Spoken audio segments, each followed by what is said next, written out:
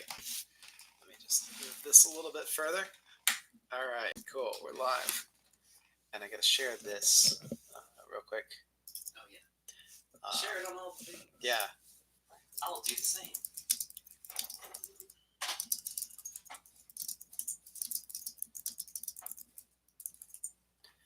Okay, cool. So here we are. It's early, or it's late in the afternoon here in New Mexico, and I'm here with Trey Chambers, the designer of Empyreal, and we are going to show you what's in the box for As Above, So Below.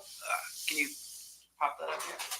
And then, so As Above, So Below, the expansion game, and deluxe edition. All right. Also, I have this box, which is the bonus trains. So if you ordered the 45 of every train extra, you'll be getting this box, which has a full set of extra trains, which you could use to replace all of your trains Ticket to Ride or any number of other train games. Steam. Yeah, but they work specifically with Ticket to Ride, among others. So.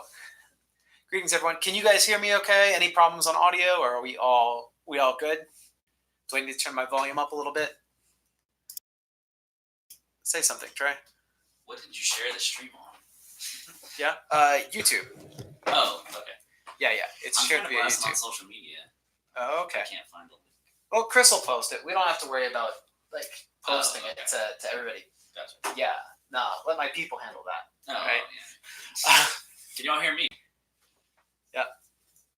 I think we've got good sound. If for some reason you can't hear Trey, I can move closer. Yeah. So you may have seen this box last and thought yourself ever get full. Well, Trey and I have integrated all of these boxes, except the extra trains, into this box, and you can kind of see how it looks on the inside. So a little quiet. Okay, well, just turn us up. Just play it loud, like Nintendo style. I will. So anyway, so I'll open this up and stack this and show you how what we got here. So, rulebook for Above and Below for the game. Now, in this setup, they only sent me a test of each tray individually. So I got these are the company trays. So in this, you would have all of your trains, your character pawn, and or your conductor pawn, and then these, your two captain tiles, pop onto the top of that, and that's how you store the individual player components for each company. And I'm gonna pull this out so it's not tipped. So that's how that goes. We also got updated placards, so you can see.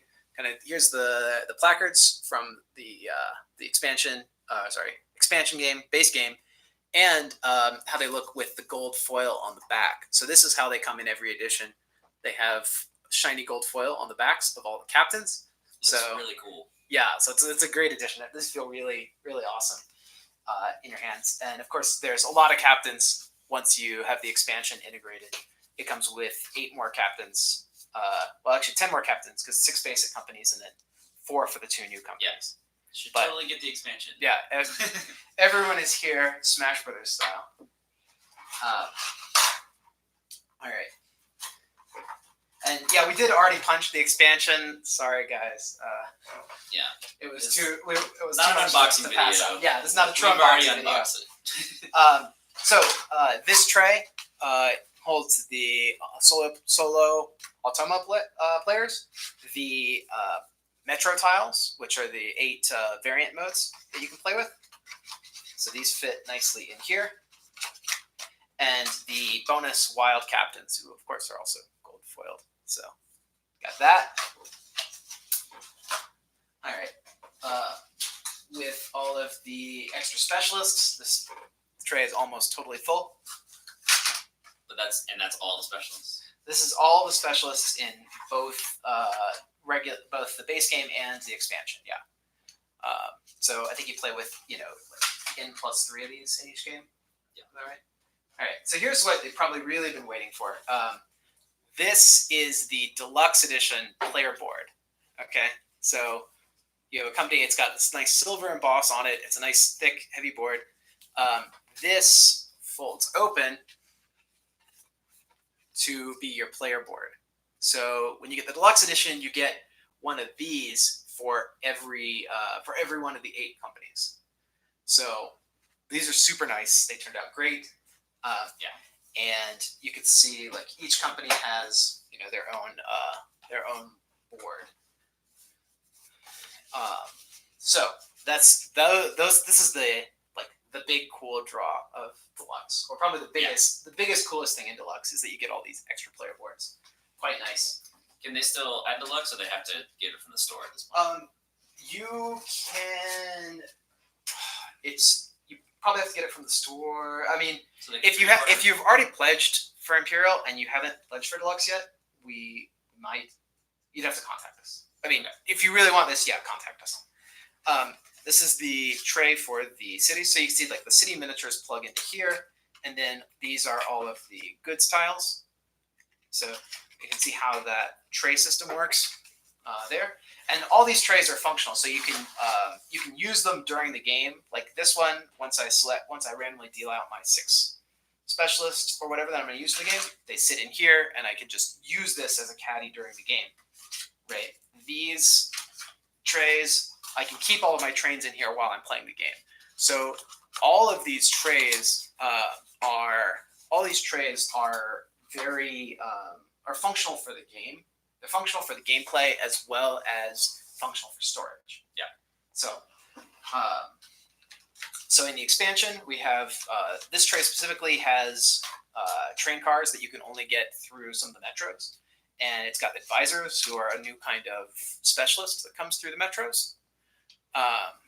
And then they have those advisors have little tiles that go with them, which come in here. All right. Some of these trays have lids for easy storage, especially the ones that go in the intermediate layers of the box. We reduced the size of the mana crystals a little bit, so they're not quite so big. This fits on the player board a bit better. It does mean that we have some extra space in the box, so that gives us a little expansion potential. We'll see where that goes. Yeah. If it's well received, there'll definitely be some stuff. The award tiles also have this gold ribbon on the back, which you can see. So these come on the same gold embossed sheet as the captains. Size of the table, it definitely scales with the number of players because the central board can take up a lot of space. So 8 players, you probably want to get a really big table. 4 players shouldn't be that much of a problem. 1 to 4 players is like a normal size like board game table footprint.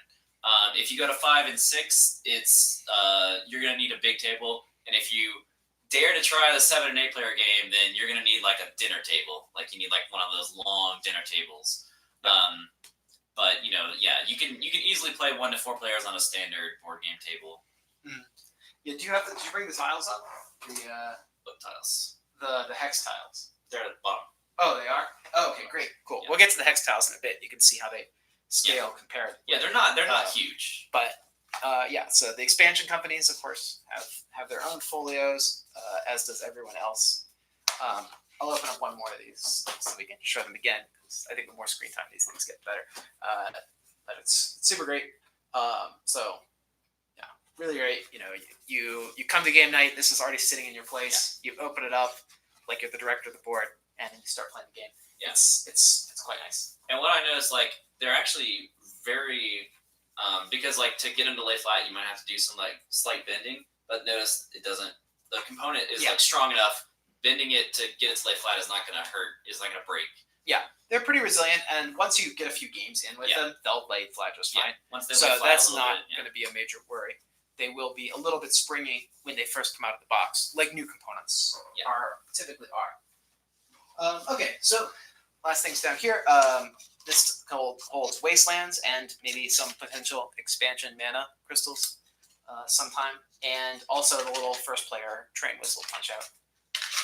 I thought it was pretty cute that they even put in a tray slot for that. Yeah. Everything has a place. Yeah.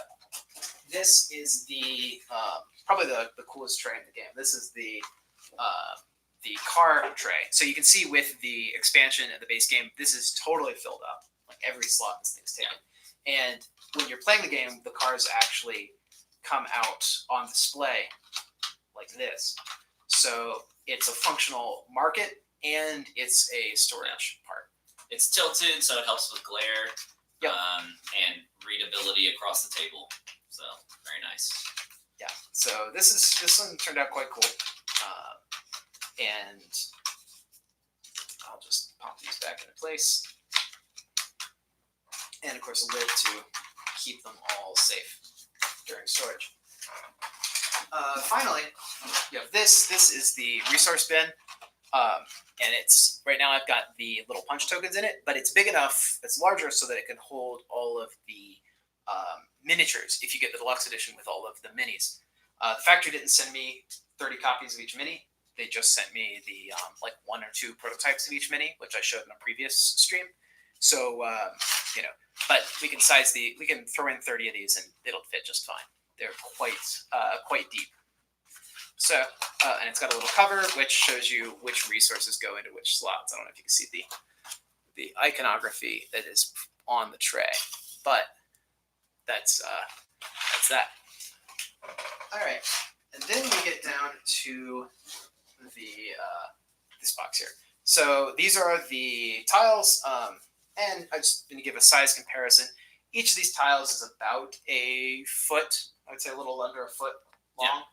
So they do take up a bit of space, but it's only one of these per player in the game. So it's not huge. Yeah. You can easily fit it on your table.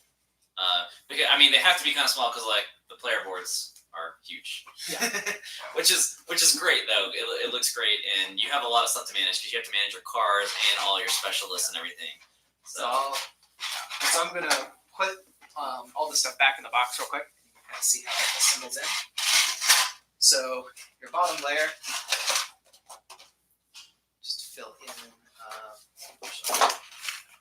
these out. And this does come with an instruction sheet on how to pack it back into the box, so that won't be an issue. And then we put in 4 of these guys, and then it's this and this.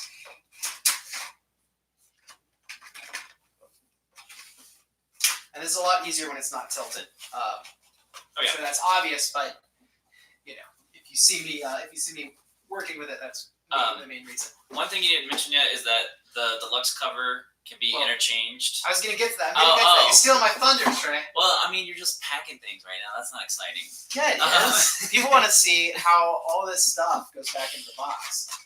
Right. And then there are again 6 or 8 of these in the final. So you go. Yeah. So there'll be another layer that we can't picture. And then 1, 2, 3, 4, 5, 6. With the rule books between those layers. And then you take the lid and you pop it back on. Bam. Deluxe edition. So this is the fully loaded game. Or if you prefer. Yeah, or if you prefer, you can put on whatever cover suits your fancy. Yeah. So, yeah. Let's see. So there are a few questions that have come up. Packaging looks absolutely terrific. Yeah, Dan and Laura did an amazing job with this. Big props to the team put this whole package together. This was beyond my imagination, so I'm just as excited as everyone else is to see it. Are the tiles Kingdom Builder size? I think they're just like maybe an inch larger than Kingdom Builder. Yeah, but it's been a long time since I've played Kingdom Builder. The hexes are larger than Kingdom Builder, but there are fewer of them per The hexes will hold 3 trains, which is what they're supposed to hold. So yeah, it's totally functional. So I showed you all the functional components of the game. Now, when you get above and below the expansion, you do get these are all the extra components. But you will get, obviously, there are more specialists, more player boards, all the stuff. Basically, So, Above yeah. and Below is basically another 30%, maybe 50% of the base game content. It's new Yeah. characters, Let's say about new 40 because it comes You with think metros. With the base game comes with no metros.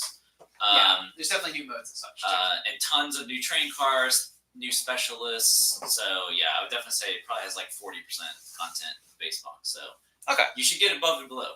Yeah. If you think you're gonna like this game, you should get Above and Below. We're not printing too much extra this time, so definitely grab it now. So with the base game, or with the deluxe edition, you get a few extra additional goodies. The first of which are the postcards set. So these are the 8 Metro posters that are in the game. So each one is nice, high quality printing, which you could frame and hang if you wanted to, but you could also mail it if you wanted to. Each one has all the trappings for an actual mailable postcard. They're actual postcards. Yeah, they're actual postcards, and they have little tidbits from the world of Indians, as though they were true travel postcards from this world. So you get a real artifact from the fantasy world of Indians in these postcards, and you get this art book, which is which contains just about all of the art that was produced original for this game. So we have it's the cover. It shows off the cover art, but I do have fresco or well, I got a standard game box, which if I set Crystal Clans on top of this, you can see the footprint is exactly the same as Crystal Clans. Right? So yes, it will fit in a Cali square. And it's 8 inches high, so yeah, it should fit fine. You probably won't want to store it on its side. You'll probably want to store it sitting up like this, but it should totally fit. So yeah, that'll work just fine. Anyway, art book. It's got all the art from the game, etc. Characters, and a little bit more information about the characters, graphic design, elements, etc. So all this. And that comes along with the rest in the big box. So yeah, so this is sort of everything that comes together in the full setup of Empyreal. So if you guys have any additional questions, if you want to ask anything else, we're gonna sit here for a minute and answer any questions that come up in the comments. I guess I should move closer to the mic. Yeah, or answer any questions that you just have about production, timelines, etc. So leave us a comment. We'll talk about it. I am really excited with how everything came out. We did discover a few little bugs, so we are going to be sending some notes back to the printer. Yeah. Can you slide it any further, or do you want to?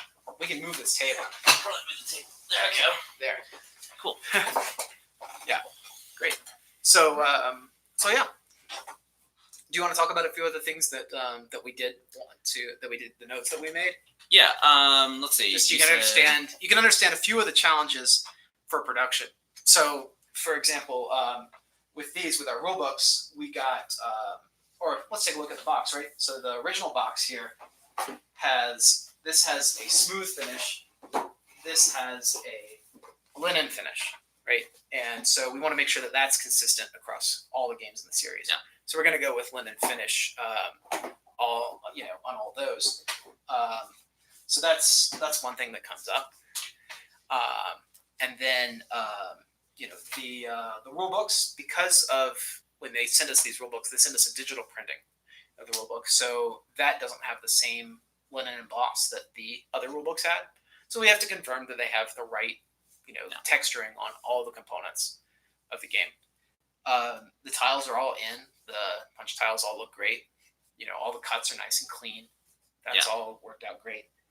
I kind of expected the art book to be staple bound. And because of that, a few of the, and I can show a couple of examples, like some of the text ended up getting lost in the folds, right? And if you look here in the back of the book, you can see that part of the text is gone. Is it too many pages to be staple bound now is the question. It may be. So I just have to go back and revise some of this so that the art book, that it respects its gutters correctly because of the staple bind, or because of the perfect binding. So, so that's another issue that kind of thing we picked. And then you were concerned with the confusion of like 7 and 8 player board setup. Yeah, we will come up with a solution. Yeah, like it's currently possible, but it's like a little confusing. So we want to make it like streamline that process. So I have some ideas, and we'll figure it out. But it will be fully playable by 7 and 8 players when you get your copy. And we're taking steps to make sure that the 7 8 player game is easier to set up, clearer to set up. Yeah. So, So we got a few questions. Let's answer these. What do you feel is the ideal play count? I like it like most board games with 4, but what's great is that the turns are so short. It actually plays 5 and 6 really well. Like the number of Euro games that I feel play 5 and 6 players really well is a very short list. Like I could maybe think of 5 to 10 games.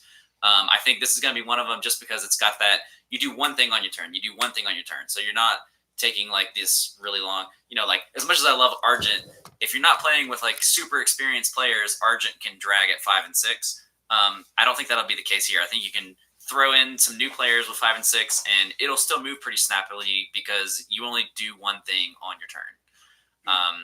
You might activate several different abilities, but you're still just taking like one turn. Whereas like, Argent, you might be doing 3 or 4 things. You might be chaining actions and stuff. So, and to answer the second half of this question, late backers and backers of the Kickstarter will receive rewards at the same time. We're going to do all those shipments at once. We're getting everything together, but that does mean that it's going to be, it's just a little bit more logistics. It shouldn't be a big delay for anybody. We're going to try and get everything to everyone as soon as possible. So, question about 7 and 8 players. Will it be any faster? No. So the game does scale time-wise as far as like the more players you introduce, you reduce the what it takes to trigger in-game. So yes, the game does scale with players, but at 7 and 8 players, there's no way to do that anymore because we've already reduced the amount of demand needed to trigger in-game to like the smallest amount for 6 players, for 5 and 6 players. So when you go to 7 and 8, that doesn't change. So 7 and 8 is just going to be longer than 5 and 6. It's not going to be a ton longer than 5 and 6, maybe another 20, 30 minutes, depending on how fast those other players play. But it doesn't scale. The game in Trigger doesn't scale to 7 and 8 players just because it just doesn't work. So yeah, if you're going to play 7 and 8 players, I would play with, probably experienced players, but also, it's going to be more of a kind of like, we're gaming, but we're also socializing because like if you're playing 8 players and you take your turn, it may be a couple of minutes before it comes back around to you. Yeah, and just playing with the teams helps that as well because you're invested in the outcome of another player's turn too. That's another cool thing. Like I don't know, I feel like it wasn't really super publicized in the Kickstarter campaign. Because we were still developing some of these elements as the Kickstarter campaign was coming out. But the game has a very robust solo play system. It has a very good team play system. It even has co-op play. If you play against the Automata AI, you can play it as a co-op, a full co-op game, which is a rare thing for like Euro games to be designed to play. There's the Orleans expansion, I know is one.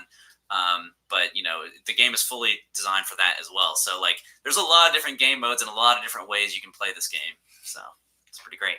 Awesome. Well, what's your favorite faction? What's your favorite company to play? It's not so much faction as it is like captain, right? Because even the same faction, the individual captains are really a different experience. It's like whatever captain you have is really going to determine your play style. So it's really hard for me to pick. There's there's the green captain, caterpillar captain that like he can jump like over to another forest. That really is cool to like help you get around the map in ways that your opponents aren't really expecting you to do. There's one captain that lets you treat a hex next to your network as if it's in network, and that combos with a ton of different abilities in the game. So I like that. It's a little more advanced because you have to like visualize that, like, oh, I can make this hex like temporarily within my network. There you go. So here is the caterpillar one. So he can basically just jump to another forest that's like 1 hex away. So he's really neat to like, your opponents didn't think you could get around the map as fast as you can. So I like the kind of surprise attack in that sense. It's not really an attack, but you know what I mean. When you're can feel like- pirating other people's goods, It can feel like an attack if you're like, I was gonna deliver that good. Yeah. Oh well. And I think Alcyon is the one that makes you that lets you. From other train games, as many of y'all have pointed out, is that your network doesn't have to be connected. We're dealing with magic trains here, right? So you can do things like jump around the map. Yeah. Things that other train games don't allow. No, there's so many different cool abilities. One of my favorites, I got to play this character, Millicent here, and you can actually take a demand off the board and reserve it for yourself for later completion. So if you see that your opponent's about to finish a big run, you can just say, well, I'm going to reserve that one for me. Yeah. Both Argent and this game really cater to different playstyles. Both have both offensive and defensive capabilities. One thing that is nice about this, though, that is not true in Argent. Argent has no friendly variant. So if you're playing Argent with people who can't handle that kind of direct attack variant with them, and works out great. So if co-op is players versus Automa, and you swap the Automa for a player, make it one versus many. Is it when you say it's cooperative? Do you mean really the players work together against? Yeah. So me and Brad can take on 2 AI Automata decks. Right? Oh, okay. Yeah. So we're playing multiplayer. That there's an AI team and there's us team. It's me. The stream. So my internet here is not the best in the world. Yeah. In fact, let me see if I can maybe kill some of my other background stuff to make sure that we're not using any extra power or any extra network. The internet was fine yesterday too, so I don't know why it's being slow today. Yeah. Who could say? It's just when we stream video. Once you stream video, it starts to lag. And we're over a Wi-Fi here too. So. Yeah. Oh, a note about the automata. So a lot of automata is a pain in the butt to run, but the one in Empyreal, AI is going to do on their turn. Yeah. So let's say it has a border, right? A white border that lets you know that this is the white company. Each automata deck has a delivery card. So when it comes out, it'll just be deliver. So this is the white company. This is their delivery. And it also has a special ability because each of the automata companies work entirely differently. They have their own special abilities. So they're asymmetrical. So that's where the solo comes into play is you have to beat each one of these companies and they all have a different difficulty rating in order to master the solo play. So it's not just play against these company at the bottom. Right. So if you want to... stream is skipping so much. Will this be posted afterwards in a watchable form? Hopefully. Hopefully. Let me ask our guys downstairs to stop using the internet, guys. Stop using the internet. Wow, but I can't even open Discord to tell them to stop using the internet. This is bad. Gosh. Yeah, I can't access that. I'll be back in just a second. I'm gonna see if I can. I'll just keep telling them about this. Hey, can y'all hear me now, or is it still frozen? I'll go here. Let me switch chairs. Okay. So so let's say it's the automaton's turn. You flip over this card 2 seconds. So the solo game is actually really smooth. I played it a lot, and I don't even play solo games. I generally like solo games, but playing I almost said Argent. Playing Empyreal solo is just it's really simple and really fun. You get a lot of the same experience, I feel, playing the automata versus playing human players. So the other cool thing is once the automata is done going through its transfer, which helps them jump around to things that they need to get to, right? So as you play, the automata will ramp in difficulty as you play against it because it will keep adding these super powerful cards to its deck, which just makes it harder to beat, right? This one will add another. It'll add another powerful card to the deck and give them a rainbow build, so it can build wherever it wants, whatever helps it the most. So, but it takes longer and longer for them to do future deliveries. In that case, yeah. They'll make slower deliveries because their deck will be bigger, and they only have one delivery card in their deck. But that means their deliveries are going to be bigger, so they're going to be removing more goods off the map every time they do deliver. Cool. Well, I think we got the basics of that. I'm pretty excited that it's all come together at last. And thank you guys so much for joining us and watching. I know that the stream was a little bit rough. Hopefully, it's gotten better now. I told everybody downstairs to stop working for a little bit. So hopefully the break will help. But anyway, if there are any final questions, you can post those. Otherwise, I think that you've seen everything that we have to show off today. Yeah. Let's see. Will there be anything about the instructions for strategies with these characters? For instance, helpful tips for noobs? No. For that, you'll have to go to Reddit and Board Game Geek. Yeah. You have to get it. Like that's the community's job. We just make the games. Yeah. But you can definitely ask questions on I'm very active in BGG and a little bit on Reddit, but mainly BGG. And if you ask questions in the forums, either I will respond or someone else who either is like one of our main playtesters or someone who's just really good at the game will respond, and we'll get a conversation going. I always like how those conversations just evolve organically, like strategy tips and whatnot. Probably, like with a lot of our games, folks like to write strategy guides. So hopefully we'll see some cool strategy guides for the different companies in Empyreal pop up. So cool. Well, thank you guys so much, and we will see you soon with more updates for Empyreal. Again, if you are seeing this game for the first time and you're like, where do I get this for myself? Check our web store, level99games.com/shop. Click on the link for Empyreal, and you'll be able to get all the stuff. Yep. It is a fairly small print run, so while supplies last, tell your friends. And also, it's not going to retail. So not going to retail at all. Will not be available in stores exclusively from level99games.com. All right, and Kickstarter. All right, thank you guys so much. And sorry about the stream, but hopefully we can clear it up later. All right, cool. If you could just click the in stream button, we'll be all set. Bye, guys.